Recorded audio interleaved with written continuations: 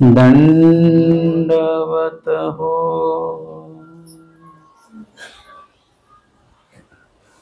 वसमत येथील ब्रह्मविद्या निरूपण सोहळ्याच्या आजच्या या वासनिकांचा आचार या विषयावरील आजचं 4थं सत्र आपण या ठिकाणी घेत आहोत। कालच्या सत्रामध्ये आपण विकार शून्य या वचनावर थोडंसं विश्लेषण बघितलेलं होतं। परमेश्वर पैकीच्या ज्या काही विधी आहेत, जे काही कार्य आहेत, त्याविषयी विशेष आवडी आपला असणं आणि त्या व्यतिरिक्त जेवढ्या काही जीव देवता प्रपंचाच्या संदर्भातल्या ज्या काही गोष्टी आहेत त्याविषयी आवडींची जी काही आपली रमणरूपता आहे ती कमी करणं, याला ऊर्ध्व विकार असं म्हटलं जातं।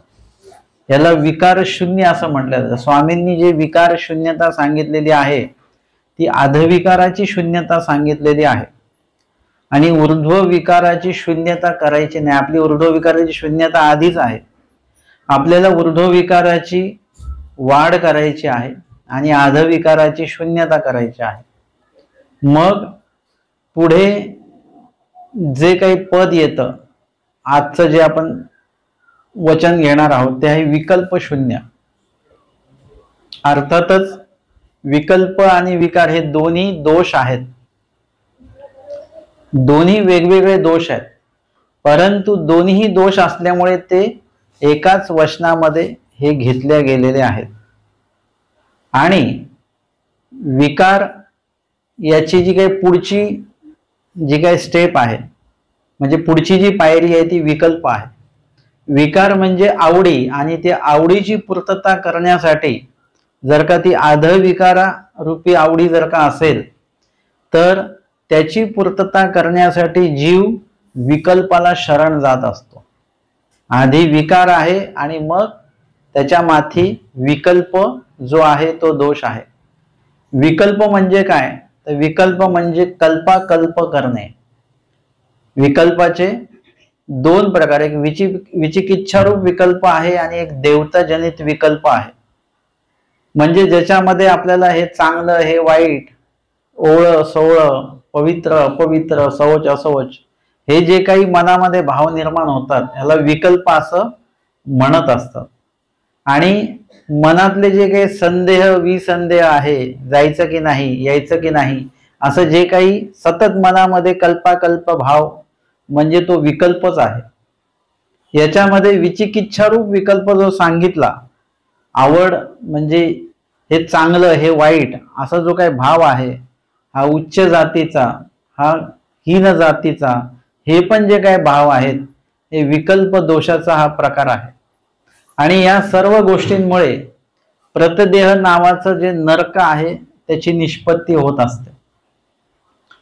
प्रतदेह याचं वर्णन केलेलं आहे त्या देहाचं, आणि अतिशय कष्टप्रद असं ते देह आहे। म्हणजे त्यामध्ये त्या जीवाला टाकून ते दुःख त्या जीवाला भोगवत असतात आणि त्या प्रतदेहामध्ये असलेल्या त्या जीवाला काही काही गोष्टींची जाणीव आहे। त्याला असंही म्हणतात भूत भविष्य वर्तमानाची थोडी जाणीव पण ठेवलेली आहे की जेणेकरून त्याला त्रास व्हावा। म्हणजे आयुष्यभर असं केलेलं असतं ना, तुम्ही कुठल्या जातीचे, मग तो हीन जातीचा असेल तर मग म्हणायचं आम्ही आमके आहोत, आम्ही तमके आहोत, म्हणजे स्वतःला नेहमी श्रेष्ठ समजायचं। आणि एखादी व्यक्ती स्वभावाला चांगली, शिक्षण सगळं अभ्यास त्याचा चांगला झाला, अनुसरलेला व्यक्ती आहे, परंतु आपण म्हणतो ते अमक्या जातीचे आहेत। आता ते त्या जातीचे राहिले का? ते अनुसरले ना। ते अनुसरलेला व्यक्ती कुठल्याच जातीचा नसतो। किंवा एखाद्याने उपदेश घेतला, उपदेश घेतल्यानंतर तो व्यक्ती कुठल्याही जातीचा राहिला नाही। आपण उपदेशांमध्ये पण हे करतो की ते अमक्या जातीचे आहेत, ते तमक्या जातीचे आहेत, असं सांगतात बरं का लोक।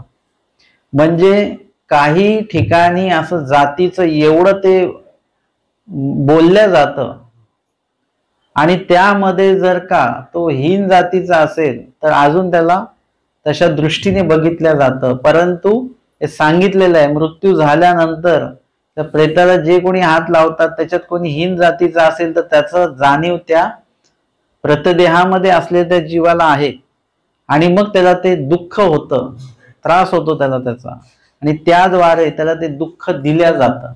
तो कर्म भोग तो ज्यांनी जोडून ठेवलेला आहे प्रतदेहाच्या नरकाच्या माध्यमातून. आणि म्हणून आपण या जिवंतपणी कुठलेही हीन उच्च वगैरे अशा कुठल्याही जातीपातीच्या भेदामध्ये अडकू नये. चक्रधर स्वामींनी असा कुठलाही भेद केलेला नाही, आपणही तो करू नये. एखादा व्यक्ती उपदेशी असेल तर तो तेवढ्यापुरती त्याची ओळख करून घ्यावी, उपदेशाची तुमची ओळख करून घ्या, कुणाचा उपदेश काय उपदेश हे करून घ्या. बाकी त्याच्या जातीपातीकडे जाऊ नका.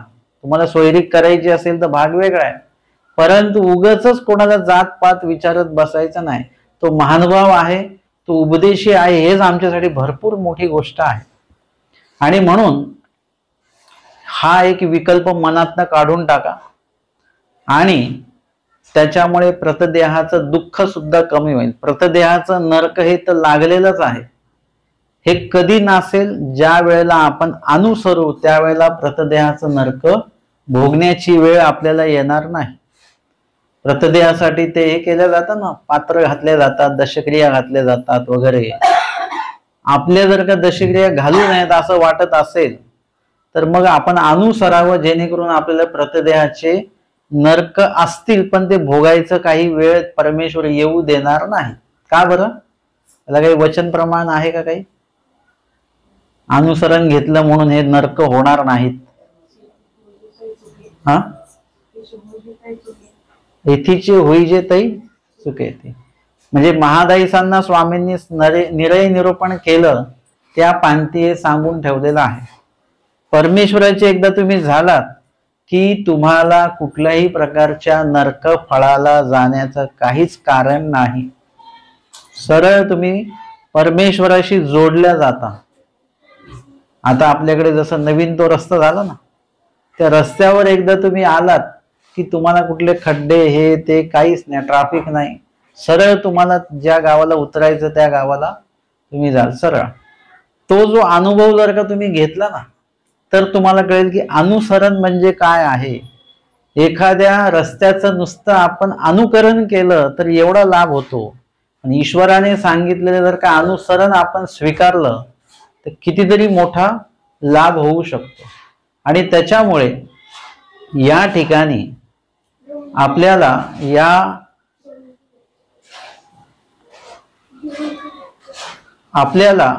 या ठिकाणी विचिकिच्छारूप विकल्प वगैरे हे जे काही दोष आहेत ह्याच्यापासनं इथेही आपल्याला नियंत्रण करायचं वासनिक दशेमध्ये असताना, आणि सोबतच अनुसरण्याची वासना ठेवायची.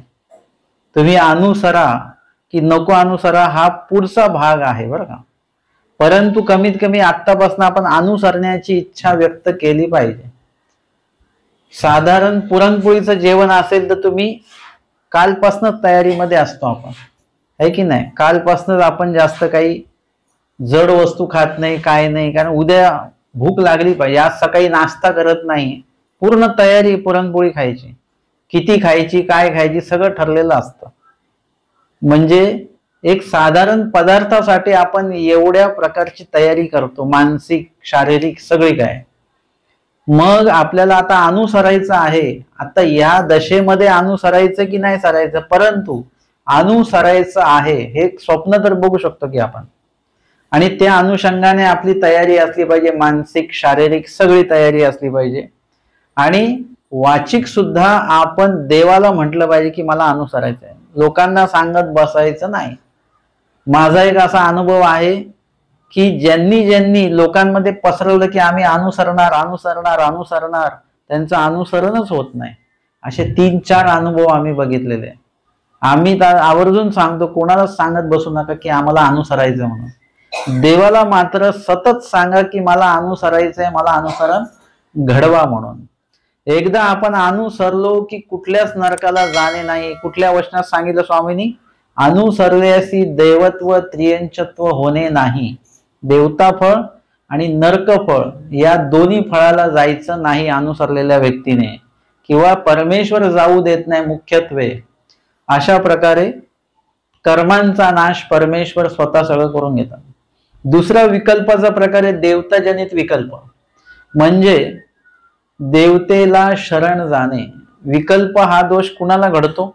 ज्याला ज्ञान आहे परमेश्वराचं. तुम्ही उपदेश घेतला म्हणजे तुम्हाला जीवेश्वर भाव उमटला, मी जीव आहे आणि हे परमेश्वर आहेत, अशा प्रकारचं ज्ञान तुम्हाला झालं, याला बोध असं म्हटलं जातं.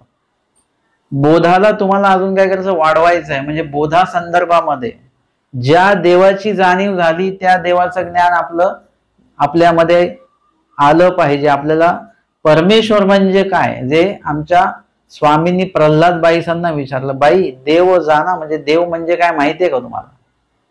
आपण असतो तर म्हटलं हो माहिती आहे, 5 अवतार आहेत वगैरे, हे उभय दृश्य आहेत, ते अवदृश्य आहेत, ते परदृश्य आहेत, हे सगळं सांगून मोकळं झालो असतो. ही देवाविषयीची पाठ केलेली माहिती आहे, परंतु आपण देवाला जाणत नाही. देवाला जाणणं हा एक प्रकार वेगळा आहे. तुम्ही म्हणता ना की या माणसाला आज ओळखलं बरं मी, कधी म्हणता?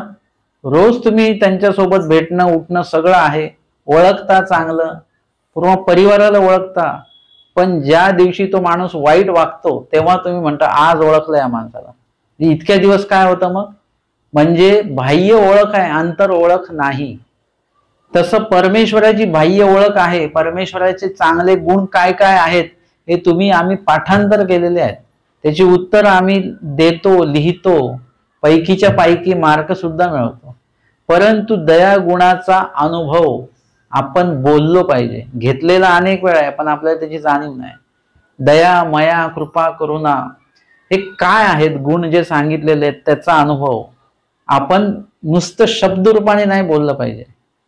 याचं उदाहरण लीळेमध्येच येतं की आचार्य भटोबा जेव्हा स्वामींची प्रशंसा करतात तेव्हा स्वामी त्यांना म्हणतात की तुम्ही तुमचं काय अनुभवाचं बोलताय का येथीचेची येस तुम्ही सांगताय? म्हणतात नाही देवा, तुमचंच ऐकलेलंच मी बोलतोय. तेव्हा स्वामी म्हणतात की स्तुती कोणी केलेली आहे? निळभट्ट भांडारेकरांची जी स्तुती आहे ती एकदम मनापासनं आणि अनुभवजन्य ती स्तुती आहे. देवासोबत इतक्या दिवस राहिल्यानंतर काय काय अनुभवास आलं तेच निळभट्ट बोललेले आहेत. जसं तुम्ही जेवायला बसलात, जे पदार्थ वाढलेत त्याचीच तुम्ही स्तुती कराल की नाही? हा पदार्थ चांगला, हा पदार्थ, म्हणजे जे जे पदार्थ अनुभवले, ग्रहण केले त्याच्याच बद्दल तुम्ही बोलाल.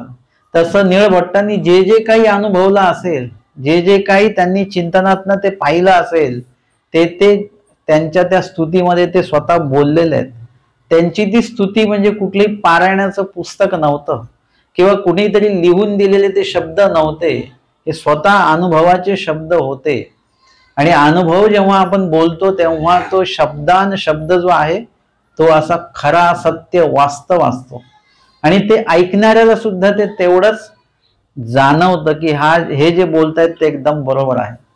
तसं आमचे स्वामी जे सांगतात की जे काही बोलायचं आहे परमेश्वर पैकीचं ते श्रीमुखीच असलं पाहिजे, विहित असलं पाहिजे, ते अनुभवजन्य असलं पाहिजे आणि मग अशा अनुभवांतूनच आपण देवाला जाणू शकतो. एरवी तुम्ही देवाला असं जाणू शकत नाही. स्वामींनी सांगितलं हा प्रतीती पंथ आहे. प्रचिती तुम्हाला येईल तसाच तो अनुभव येईल. जसं नाम सहाय्य ते करी, या वचनाची प्रचिती तुम्हाला कसं येणार?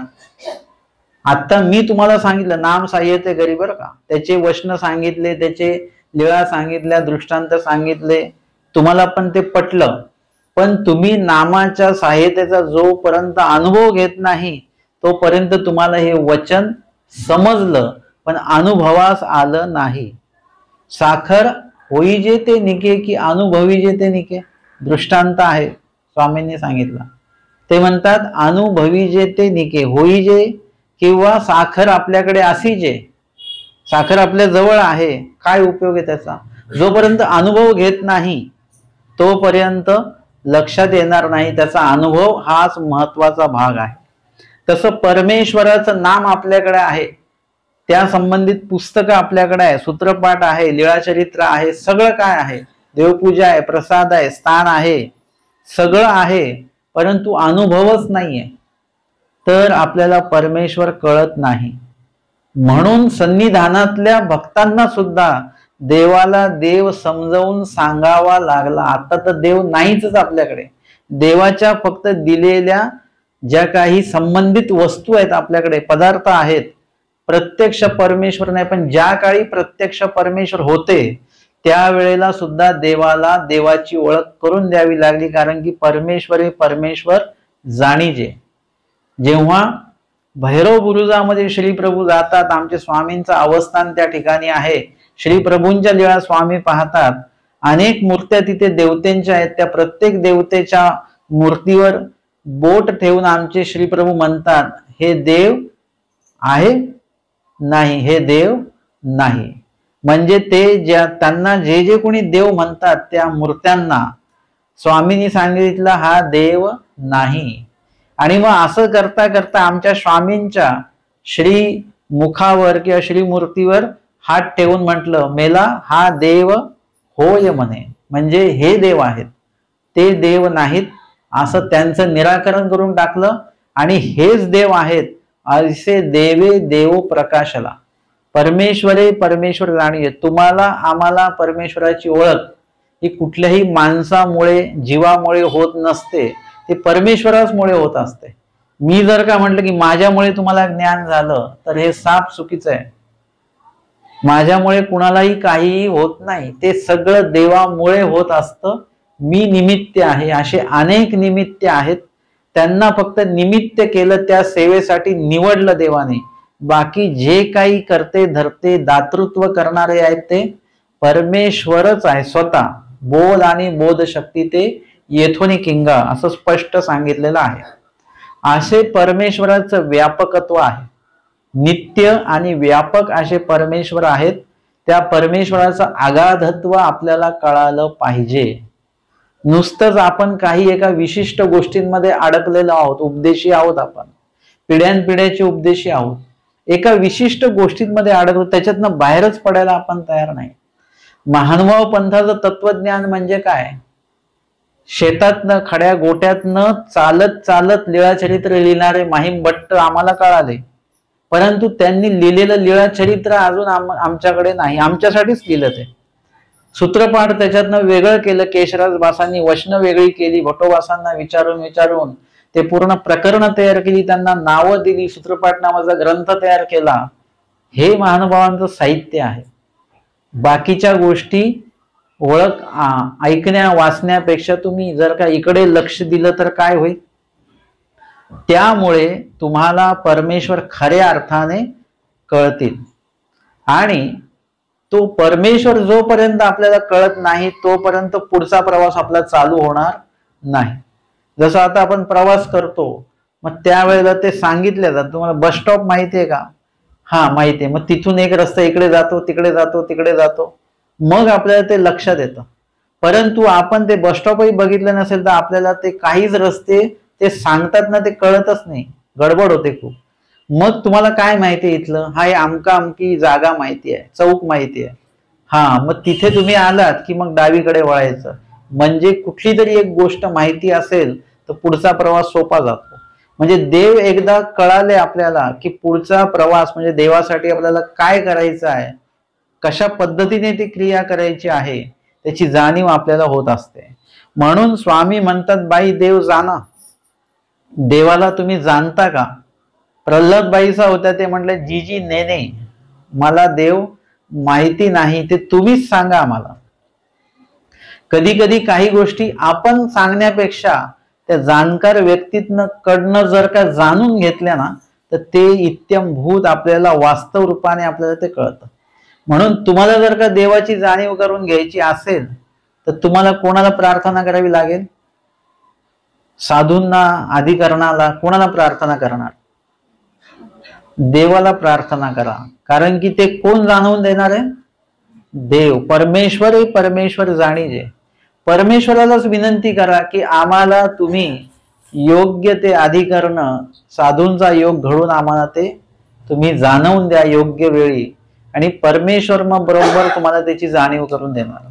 एकदा परमेश्वर कळाला तुम्हाला तर मग तुम्ही विकल्प जो आहे देवता जनित विकल्प, देवतेला शरण जाण्याचा जो काही विधी आहे त्याला आपण अविधीच म्हणायचं आहे, परंतु तुर्तास आपण म्हणू की देवतेला शरण जाण्यासाठी म्हणून जे जे काही विधी केल्या जातात किंवा जे जे काही विधी केल्यानंतर जीव देवतेला आपोआप शरण जातो, तर त्या विधींचा परित्याग करा असं तुम्हाला सांगण्याची वेळ आम्हाला येणार नाही.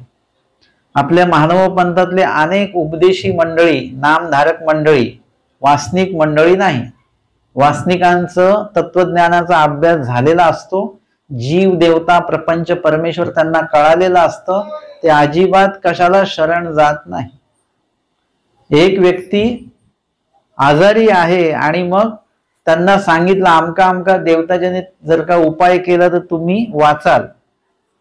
त्यांनी सांगितलं की बाबा मी मेलो तरी चालेल पण मला देवताजनित विधी करायचा नाही, मी मेलो असा तरी चालेल, मला जगायचं नाही, पण देवताजनित विधी मी करणार नाही. इतकं ठाम येथीचा जो ज्ञानी आहे, ज्याला देव कळालेला आहे, म्हणजे मी नुसतं ज्ञानीच नाही म्हणत, एखाद्याकडे ज्ञान नसेल पण परंतु त्याला ज्याला देव कळाला तर तो व्यक्ती प्रपंच आणि देवतेला शरण जात नाही, कुठल्याही ऐरा गैरा जीवाला शरण जात नाही, तंत्र मंत्राच्या शरण जात नाही, कुठल्याच इतर विधींच्या शरण तो जात नाही, तो परमेश्वराला शरण जातो.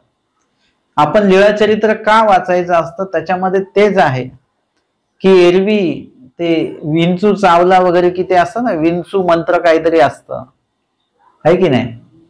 कोणीतरी म्हणालं की ते अस्थिपरी अन्य व्यावृत्ती जी ती उलटी वाचायचे, मग त्याच्याने काय होतं, ते विंचवाचं विष उतरतं. आता हे चक्रधर स्वामींनी कुठेच सांगितलेलं नाहीये, ते नमूद केलं पाहिजे होतं ना देवाने, की विंचू उतरायचं औषध पण आहे बरं का अस्थिपरी म्हणजे वगैरे वगैरे. अविद्या उतरण्याचं औषध मात्र अस्थिपरी आहे, पण ते पारायण केल्याने नाही होत तसं. आता अन्य व्यावृत्ती जर का आपल्याला समजली तर त्याच्याने विंचवाचं विष उतरेल की नाही माहिती नाही, पण विकल्पाचं विष मात्र त्याच्यामुळे उतरू शकतं बरं का. ते पण उलट पारायण नाही करायचं, सरळ पारायण करायचं, कारण की त्या कर्मभूमीपासनं बोलत बोलत ईश्वरापर्यंत यायचंय. उलट पारायण केलं तर काय होईल, ईश्वराच्या वचनापासून आपण परत देवतेच्याच वचनाकडे येऊन राहिलेलो आहे. म्हणून आपल्याला त्याचं पारायण नाही करायचं, तो विषय समजून घ्यायचा आहे. निळभट्ट भांडारेकरांनी तो विषय समजून घेतला आणि परमेश्वराबद्दल बोलायला लागले, स्वतःचा आनंद वाढवून घेतला, ईश्वर स्तुतीचा आनंद वाढवून घेतला आणि इंगळी दंशाचं जे विष आहे त्याच्याकडे दुर्लक्ष केलं. एखाद्याकडे गोष्टीकडे दुर्लक्ष केलं ना, मग ती त्या गोष्टीचं अस्तित्व आपल्याला त्याची जाणीव कमी होऊन जाते, त्याच्याबद्दलचं दुःख कमी होऊन जातं, त्याच्याबद्दलचं जे काही अस्वस्थता जी आहे ती कमी होऊन जाते. परत ती गोष्ट आठवली की परत ती अस्वस्थता वाढते. निळभट्टांनी त्याच्याकडे दुर्लक्ष केलेलं आहे. म्हणून या ठिकाणी सांगत असताना आपल्याला अन्य व्यावृत्ती हे प्रकरण कळालं पाहिजे की या सर्व देवता आहेत, ह्या परमेश्वर नाही आहेत.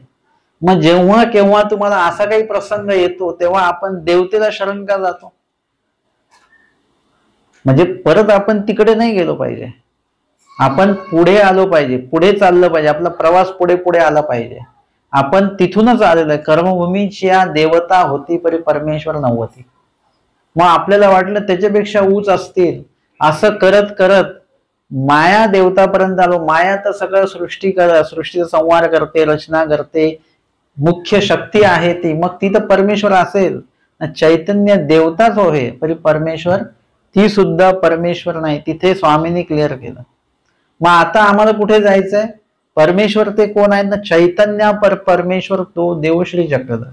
म्हणजे परमेश्वराची ओळख करत असताना हे चैतन्य देवता उपलक्षणे 81 कोटी 1.25 लक्ष 10 देवतेंपेक्षा 81 कोटी 1.25 लक्ष किती देवता आहेत, 10 देवता आहेत. त्यांच्याहून श्रेष्ठ ते कोण आहेत, परमेश्वर आहेत.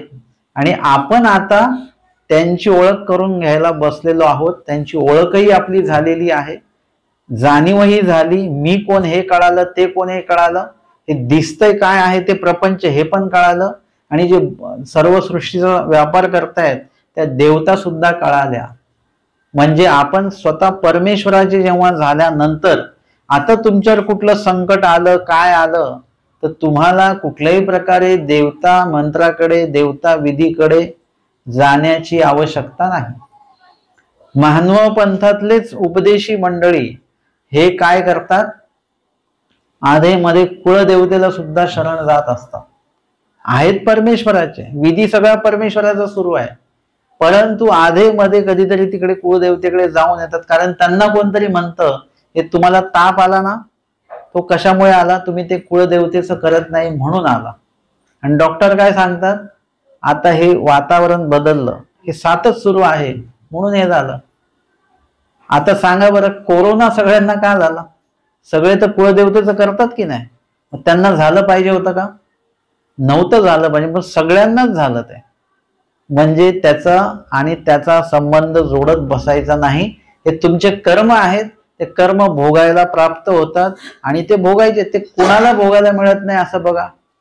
ज्यांनी वास्तुशास्त्रानुसार घर बांधलं त्यालाही दुःख आहे, जे ज्योतिष विद्या पूर्णपणे पाळतो त्यालाही दुःख आहे, जो सर्व विधी करतो कुळदेवतेंचे त्यालाही दुःख आहे, जे सर्व पाळतात त्यांना सुद्धा दुःख आहे. या जगात दुःखा व्यतिरिक्त असलेला कुणीही जीव तुम्हाला दिसणार नाही. येथीचा साधक आहे ते सुद्धा परमेश्वर वियोगाचं दुःख आहे, त्यांचं दुःख ऊर्ध्वगतीचं आहे, परंतु त्यांना बाकीच्या कुठल्याही गोष्टींचं आवश्यकता नाही. इतर नाशिवंत गोष्टींचं दुःख त्या जीवाला नाहीये, परंतु परमेश्वर वियोगाचं दुःख मात्र त्यांना आहे. इतर गोष्टींच्या दुःखामुळे आपण विकल्पाकडे जाऊ शकतो, कारण की सरळ पद्धतीने एखादी गोष्ट नाही भेटली तर आपण त्याचे विविध उपाय करायला बघतो. मग तसं या अनुषंगाने आपण तिकडे जाऊ शकतो. म्हणून महानुभावपंथीय साधकाने देवतेला शरण जाऊ नये. किंवा तुम्हाला कोणी असं काही सांगितलं, म्हणजे कुणाचा तरी ऍक्सिडेंट झाला, मग त्यांना कोणी फोन केले की तुम्ही कुळदेवतेचं करत नाहीत आणि तुम्ही महानुभावपंथ स्वीकारला म्हणून त्यांचा ऍक्सिडेंट झाला बरं का. त्यांनी मला सांगितलं लोक असं बोलतात. म्हटलं काढा बरं तुमच्या विभागातले सगळे ऍक्सिडेंट केस काढा बरं. सगळे उपदेशी आहेत का, सगळे महानुभावपंथीच आहे का सगळे ऍक्सिडेंट झालेले? ऍक्सिडेंट सगळ्यांचेच होतात सरसकट, त्याचा काही. परंतु आपल्या लोकांच्या डोक्यात जर का कोणी असं टाकलं की लगेच आपल्याला पण खरं वाटायला लागतं. का खरं वाटतं? आणि तुम्हाला जे कोणी आहेत त्यांना ज्ञान नसतं आणि ज्ञानाच्या अभावामुळे लगेच जीवाला ते खरं वाटतं. आणि जो अज्ञान माणूस आहे त्याला सगळंच खरं वाटत असतं. जो जे सांगेल त्याला ते खरं वाटायला लागतं. पण ज्ञानयुक्त जो व्यक्ती आहे त्याला तुम्ही काहीही सांगा, परंतु त्याला जो बूज आहे, त्याला जो उमट आहे तो मात्र कधी पुसल्या जात नाही. त्याला जर का म्हटलं हे असं आहे, विकल्पजनित हा विधी आहे, तो तुम्ही करा चांगले व्हाल, तो म्हणतो नाही, मला परमेश्वर आहेत, माझे परमेश्वरच माझं सगळं बघतील, माझं सगळं जे काही दुःख निवारण करायचं का नाही करायचं सगळं त्यांच्याकडेच आहे. म्हणजे अशा पद्धतीने देवताजनित विधीसाठी आता खूपसा एक प्रभाव वाढलेला आहे. मग त्याच्यामध्ये कुणाचं काल सर्प असेल आहे ना, असं कुंडली जर का तुम्ही उघडली की त्याच्यामध्ये सगळे दोष असतात की नसतात देव जाणे, परंतु ज्याची कुंडली उघडली त्याच्या कुंडलीमध्ये दोष सांगितले जातात. मग आपले लोक सुद्धा जातात की नाही, मग ते सगळं काल सर्प असेल, आमका असेल, टमका असेल, मातृशांती पितृशांती सगळंच येतं. ते म्हणतात की पितृदोष आहे आपल्याला. एखादी बाबा आपल्याला पितृदोष असू शकतो का? म्हटलं सगळ्यात मोठा पितृदोष आपल्यालाच आहे, महानुभावपंथी साधकांना आहे. कारण की आपले जे पिता आहे चक्रधर स्वामी हे कुठे गेले? उत्तरापंथी निघून गेले. आपण यायच्या आधी गेले, आपल्याला त्यांनी पाहिलं नाही, आपल्याला त्यांना स्वतःला त्यांनी दिसू दिलं नाही.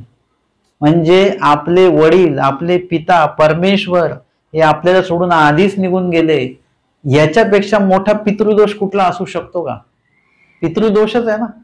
एका मुलाला वडील सोडून गेले हा पितृदोष आहे, हा मुळात पितृदोष आहे. आमचे स्वामी आम्हाला सोडून गेले हा पितृदोष लागलेला आहे आम्हाला. हा पितृदोष निवारण्यासाठी कुठला आहे का विधी सांगा बरं? कुठला काही खेटी आहेत का? कुठले काही नव जाप्य आहेत का की जेणेकरून हा पितृदोष आमचा नासला जाईल परमेश्वर भेटीचा? बाकीचे मृत्य पती असतो तसा मृत्य पिता आहेत, आपले मृत्य माता आहे. आपले जेवढे कोणी नातलग आहेत, माता पिता, हे सगळे कसे आहेत? नित्य आहेत की मृत्य आहेत? हे मृत्य आहेत सगळे. हे सगळे सोडून जाणारे आहेत. त्यांना परत प्राप्त करण्यासाठी त्यांचे दोष वगैरे हे ते काहीच नाही आपल्याला. इथे काय आहे? इथे परमेश्वर शाश्वत जे आहे ते प्राप्त करण्यासाठी म्हणून उपाय करा. आमच्याकडे येणाऱ्या एका बाईंनी, थोड्या वयस्कर आहेत त्या बाई, त्यांना कोणीतरी त्यांनी विचारलं. आता ते बघा आमच्याकडेच राहतात जवळ. आता हे आम्ही सगळ्यांना सांगून सांगून मी थकलो की या गोष्टीत पडू नका. तरी त्या बिचाऱ्या गेल्यास की आमच्या घरात दुःख आहे, हे आहे ते काय, कशामुळे? आता त्यांनी सांगितलं तुम्हाला जलदोष आहे. जलदोष कसं काय? म्हणजे ते म्हणे तुम्ही उष्ट पाणी विहिरीत टाकलं म्हणून जलदोष तुम्हाला लागला. आता इथे मग त्यांनी मला येऊन सांगितलं. म्हटलं मग मी पण विचारलं कधी टाकलेलं उष्ट पाणी तुम्ही? म्हणे मी तर कधीच नाही टाकलं. म्हटलं तुम्ही मागच्या जन्मात टाकलेलं होतं. म्हटलं म्हणजे आता त्याला पटवून द्यायचं. म्हणजे अशा प्रकारे तुम्ही जर का काही बघायला गेलात की तिथे या गोष्टी सर्व सुरू होऊन जातात. तुम्हाला विविध उपाय करायला सांगतात. इथे परमेश्वर प्राप्तीचा उपाय माहिती असताना आपण इतर गोष्टींच्या प्राप्ततेसाठी ते उपाय करायची काहीच गरज नाहीये ना. म्हणजे आपल्याला त्या भागात जायचं नाही. तुम्ही जर का देवतेला शरण गेलात तर विकल्प दोषाचा संचार होतो.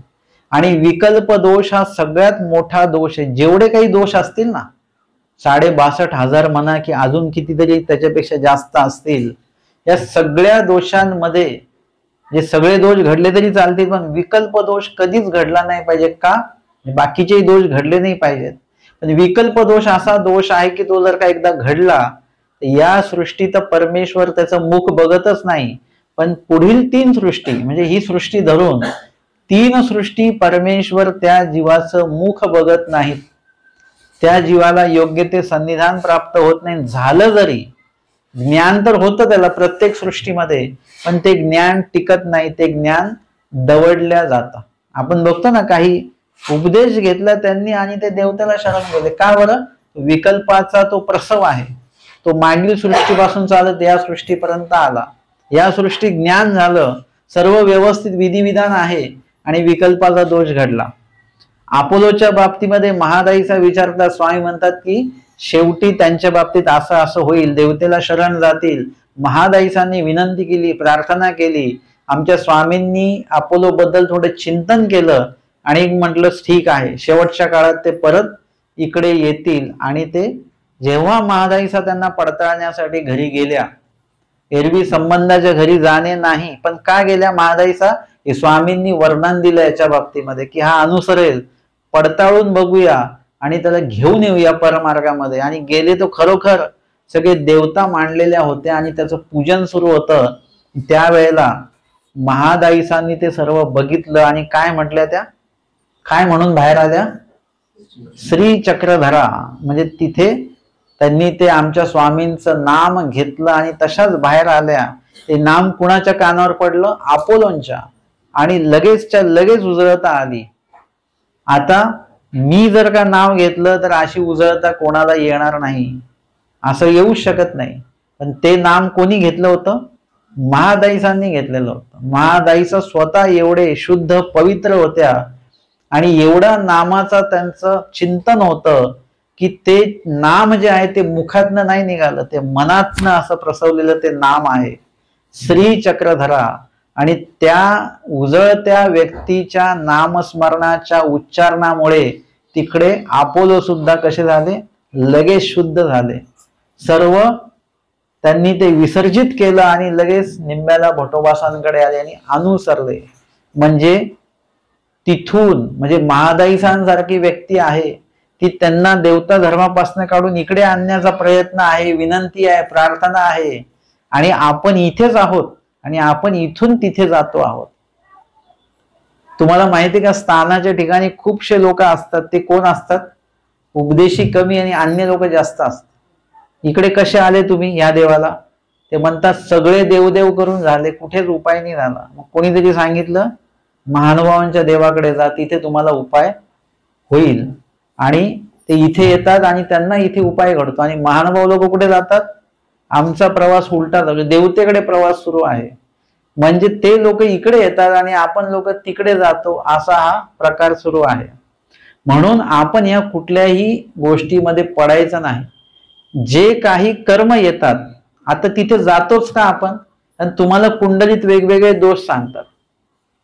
तुम्ही एकदा ब्रह्मविद्या ज्ञानाचा अभ्यास केला ना की तुम्हाला या दोषांची जी वेगवेगळी नावं आहेत ती नावं पुसलून जातील, ते बाजूला होईल. मग तुम्हाला ते कर्म म्हणून दिसतील, कर्म म्हणून दिसायला लागतील. जसं एखादी ती ह्या गाड्या असतात की नाही, त्या गाड्या सगळ्या आतमधनं सारखंच असतात. त्यांच्या फक्त वरचं जे कव्हर असेल ते वेगवेगळ्या डिझाईनचं असतं, बाकी आतमधनं गाड्या बहुतांश सगळ्या सारख्या असतात. तसं दुसरं एक उदाहरण देईन तुम्हाला मी मिठाईचं. तुम्ही मिठाईच्या दुकानात जाता आणि तिथे गेल्यानंतर तुम्ही म्हणतात ही चौकोनी एक मिठाई द्या, ही आयताकृती एक द्या, हे पतंगाकृती द्या, ही गोलवाली द्या, वगैरे वगैरे वेगवेगळ्या डिझाईनच्या आणि वेगवेगळ्या रंगाच्या तुम्ही मिठाया आणता. पण सर्व मिठाया कसल्या बनलेल्या असतात? खवा माव्याच्याच बनलेल्या असतात. ते म्हणजे मुळात त्या कुठल्याही जरी मिठाई घेतल्या तरी त्या एकच आहेत, फक्त डिझाईननी त्या वेगवेगळ्या तुम्हाला त्या दिसत असतात, म्हणून तुम्हाला ते वेगवेगळे दिसतात. वांचून सगळ्याचं नाव काय आहे? मिठाईच आहे, बरोबर. तसं इथून तिथून बघितलं तर सगळे कर्मच आहे. तुम्ही आनंद उपभोगता, तुम्ही दुःख उपभोगता, हे सगळं काय आहे? कर्म आहे. चांगलं कर्म केलं म्हणून आनंद मिळाला, वाईट कर्म केलं म्हणून जे काही दुःख आहे ते मिळालं. आता हे सरसकट सगळ्यांना भोगायचं आहे, हे कधीच कोणाला काही टळत नाही. मग त्या कर्माला वेगवेगळी नावं दिल्या जातात. मग त्याला कोणाला काल सर्पयोग नाव दिलं जाईल, कुणाला अजून काय, कुणाला अजून काय, कुणाला अजून काय, प्रत्येकाला वेगवेगळं नाव दिल्या जाईल आणि त्याचे वेगवेगळे उपाय दिल्या जातील आणि मग त्याच्यामध्ये आपण अडकतो. पण तुम्ही महानुभाव पंथ तत्वाचा अभ्यास जर का केला तर सरसकट असा आहे की तुम्ही वाईट केलंय म्हणून दुःख आहे, चांगलं केलं म्हणून आनंद सुख आहे, ते भोगायचं आहे आणि ते कर्म म्हणून आहे. कर्म जे आहे ते भोगल्याशिवाय नासत नाही. सकळही भोगे निमा नावे की. तुम्हाला वेगळं उदाहरण देऊ तेव्हा तुमच्या लक्षात येईल. जर का तुम्ही कोणाकडनं कर्ज घेतलेलं असेल तर ते कर्ज कसं फेडावं लागतं? तुम्हाला पैशाचं कर्ज आहे तर पैसे देऊनच फेडावं लागतं, ते नासतं का कधी? तुम्ही ठेवा बरं विडेज खेटी नवद जाप्य करा, हे कर्ज मी घेतलंय, हे कर्ज फेडायची वेळच नको. तुम्ही लोन घेतलेलं आहे बँकेतनं, ते लोन टाळता येतं का तुम्हाला? नाही, ते बरोबर महिन्याच्या महिन्याला ते लोक येणार आणि ते पैसे घेणारच, ते तुम्हाला ते द्यावेच लागतील. ते टळतं का कधी? तसंच कर्म आहे. ते कर्म तुम्ही जोडलं, लोन का बरं घ्यायला येतात, ते हप्ता घ्यायला काय येतात, आणि तुम्ही कर्ज काढलं म्हणून. तसं तुम्ही कर्मामुळे, कर्जामुळे जसं ते हे असतं तसं कर्मामुळे हे सुख दुःख आहेत ते भोगायचेच आहेत. ते भोगत असताना ईश्वराच्या नामाचं स्मरण करा. निळभट्ट भांडारेकरांची लीळा परत एकदा वाचा. त्याच्यात त्यांनी असं नाही म्हटलं की देवा मला इंगळी चावलेली आहे आणि मला वेदना होत आहेत, त्या वेदना कमी व्हाव्या म्हणून मी तुमचा आता स्तुती करतो, प्रशंसा करतो, असं त्यांनी म्हटलेलं नाही. त्यांनी फक्त एवढंच म्हटलं की मी आपली प्रशंसा करू का, स्तुती करू का, गुण वाखाणन करू का? स्वामी म्हटले हो करा. बाकी कुठलीही अपेक्षा ठेवली, कारण की स्वामींशी तर निळभट्टाने भांडलं पाहिजे. आपण असो तर नक्कीच भांडलो असतो देवाशी. कारण इंगळी का चावली त्यांना? ते स्वामींच्या सेवेमध्ये होते, स्वामींचं शयनासन टाकायला गेलेले होते आणि तिथे इंगळी होती. इंगळी बघितली तुम्ही कधी? इंगळी म्हणजे मोठा विंचूच असतो तो, आणि ते बघितल्यानंतर भीतीच वाटते. असं काळपट सारखं असतं, त्याचे ते अंधारात वगैरे ते दिसलं नसावं त्यांना, आणि त्याच्यामुळे ते स्वामींचं शयनासन टाकताना इंगळी चावली. बघा, आपण म्हणतो तर परमेश्वर साह्य करतात, निळभट्टांना साह्यच नाही झालं देवाचं. झालं का साह्य? आपण असतो तर किती भांडलो असतो देवाची, तुमची सेवा करताना असं झालंच कसं मला, तुम्ही साह्यच का नाही केलं? पण नीळ भट्टांची कुठलीच तक्रार नाही देवाविषयी. का नाही तक्रार? कारण की त्यांना कर्मराटीचं ज्ञान आहेच आहे, पण इथं दैवराटीचा सुद्धा बूज त्यांना प्राप्त झालेला आहे, उमर झालेला आहे की हे माझे कर्म आहेत, हे मला भोगायचेच आहेत. पण हा भोग जर का ईश्वराच्या सन्निधानी भोगायला मिळत असेल तर किती चांगली गोष्ट आहे. म्हणजे त्रास घरी पण होतोय आणि त्रास हॉस्पिटलमध्ये ऍडमिट असताना पण होतो. आणि हॉस्पिटलमध्ये ऍडमिट असू तर तिथे थोडंसं समाधान असते की इथे सगळ्या सुविधा उपलब्ध आहेत, काही जरी झालं की लगेच आपल्यावर उपचार केल्या जाते. पण घरी जर का आपण ते दुःख भोगतोय त्यावेळी थोडी भीती वाटते की इथे काहीच सुविधा नाही, काय नाही, एकदम काही दुखणं वाढलं तर काय करायचं. तसा फरक आहे. परमेश्वराच्या सन्निधानी जेव्हा भोग भोगल्या जातो तेव्हा ते अल्प वेळामध्ये अल्प काळामध्ये भरपूर भोग नासतो त्याच्यामध्ये. म्हणून आणि कर्म हे भोगावेच लागतात, ते असे नासत नाहीत. हे सगळ्यात महत्वाचा भाग लक्षात घ्या. हे अन्य शास्त्रामध्ये पण हे माहिती आहे आणि आपल्याकडे तर देवाने आधीच सांगून ठेवलेलं आहे. परंतु तुम्हाला काय सांगितलं जातं, हे करा हे नासेल, हे करा हे नासेल, असं कशाने काहीही नासत नसतं. जसं जे ऍसिडिटी होते ना आपल्याला, ते म्हणतात ही गोळी घ्या तुमची ऍसिडिटी कमी होईल. माझा असा अनुभव आहे की आतमध्ये तयार झालेलं जे ऍसिड आहे ते कसं काय कमी होईल बरं? ते कमी होत नसतं, तो त्रास दाबल्या जातो फक्त. मग त्याच्यासाठी ते वमन करा म्हणतात. वमन केल्यामुळे ते जे एक्स्ट्रा ऍसिड तयार झालं असेल काय असेल ते बाहेर पडतं. ते बाहेर पडल्याशिवाय ते कमी होणार नाही. तसं कर्म हे भोगल्याशिवाय कमी होणार नाही. आणि ते कमी करण्यासाठी म्हणून तुम्ही वेगळे उपाय करू नका. अलीकडच्या काळामध्ये वजन जास्त आहे म्हणून ते कमी करण्यासाठी वेगवेगळे उपाय केले जातात. हे खा, ते खा, अमकं खा.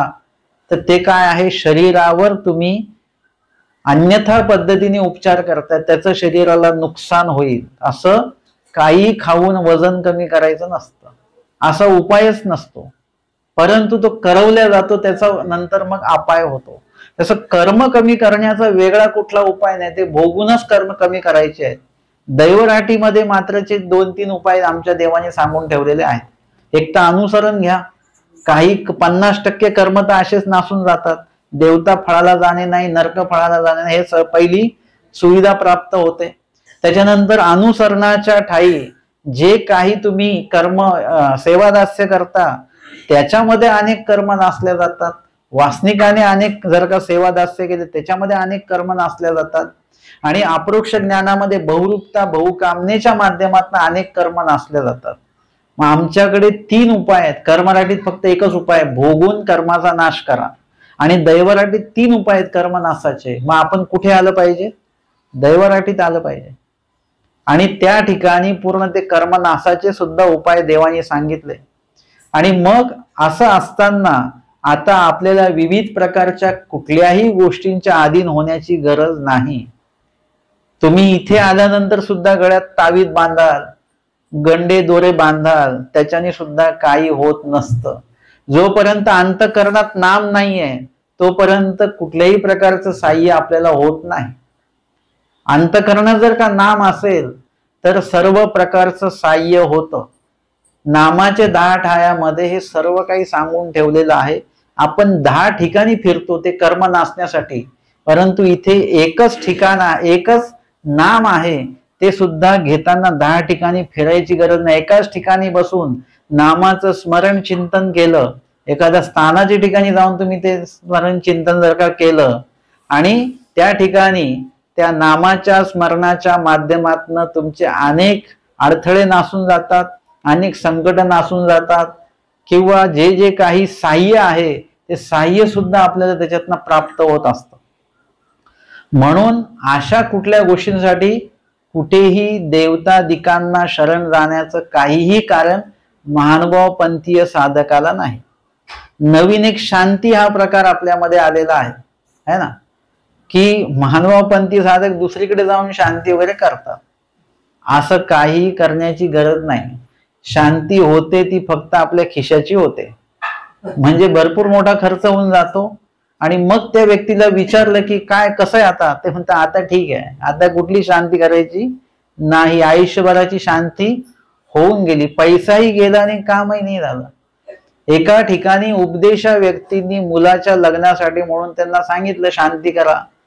दुसऱ्या सुहृद उपदेशांनी त्यांना सांगितलं अरे असं काही करू नका, आपल्याला चालत नाही वगैरे. ते म्हटले नाही नाही, इथेही होत नाही तिथे, म्हणजे ते तर करून बघू आपण. तेही केलं, सगळं झालं.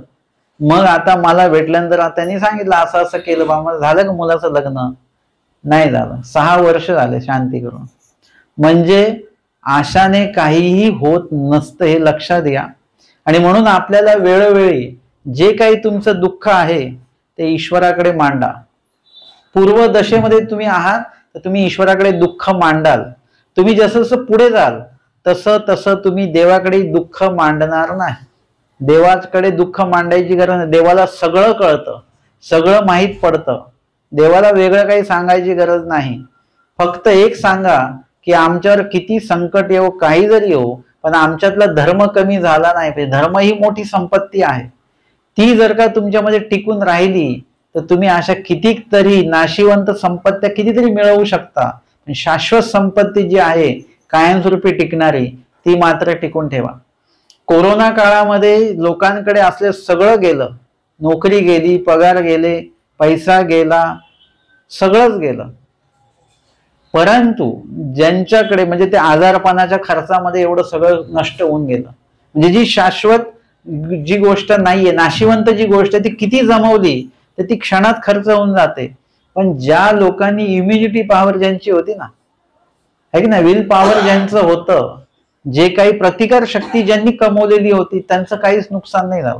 म्हणजे शारीरिक नुकसान त्यांचं काही झालं नाही.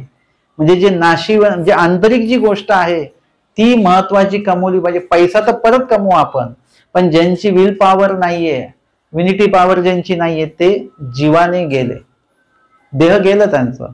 म्हणून हे अंतर जी साधना जी आहे ती नामस्मरणाच्या माध्यमातून ती अशी पक्की केली पाहिजे. आता समजा मी आहे, माझ्या बोटात तुम्हाला दिसतात का अंगठ्या काही आहेत का? हो की नाही? अरे बघणाऱ्या लोकांना ऐकू आला पाहिजे तुमचा आवाज. म्हणजे मी पण घालू शकतो ना अंगठ्या, खड्यांच्या अंगठ्या वगैरे सगळं घालू शकतो. काहीच याची आवश्यकता नाही. खडे म्हणजे काय आहे? ते पाषाणच आहे, ते स्टोन. ते स्टोन घालण्यापेक्षा आपल्याला चक्रधर स्वामींनी दिलेले जे स्टोन आहेत, म्हणजे काय आहेत? विशेष.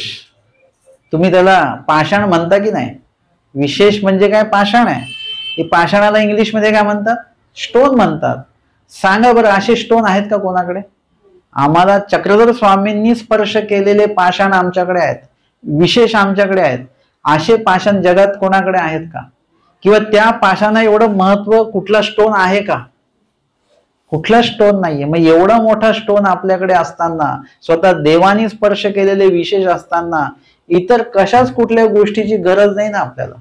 वेगळे काही खड्यांच्या अंगठ्या वगैरे काही घालण्याची आवश्यकता नाही. मोठे मोठे अधिकाऱ्यांना भेटतो आपण. भेटतो म्हणजे काय? नुसतं भेटून येतो, दक्षिणा लावून येतो, पंगत करून येतो.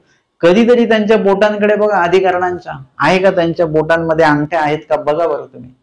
बघा त्यांनी गड्डे दोरे ताईत काही घातलेले आहेत का?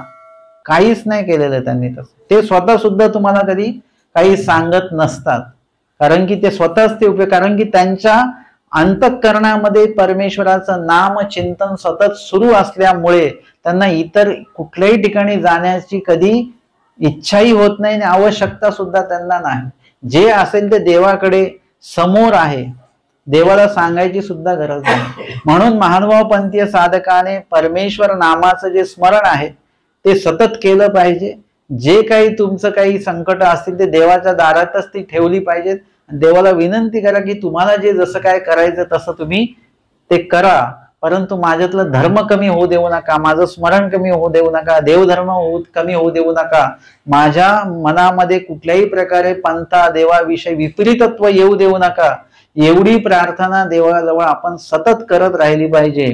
आणि कुठल्याच प्रकारे देवतेला, अन्य विधीला, शांती पुष्टीसाठी अजून काय काय तंत्र मंत्र अंगठ्या वगैरे या कशालाच आपण मानवपंथीय साधकाने शरण जाता कामा नये. इतक्या प्रकारे आपण विकल्प दोष चुकवायचा आणि ईश्वर धर्म जो आहे तो आपल्या अंतःकरणामध्ये टिकवायचा. आजच्या मानव वासनिकांचा आचार धर्म या विषयावरील 4थ्या सत्रामध्ये आपण विकल्प शून्य या वचनावर असं मोकळं विश्लेषण आजच्या सत्रामध्ये आपण श्रवण आणि चिंतन केलेलं आहे. दंडवत हो.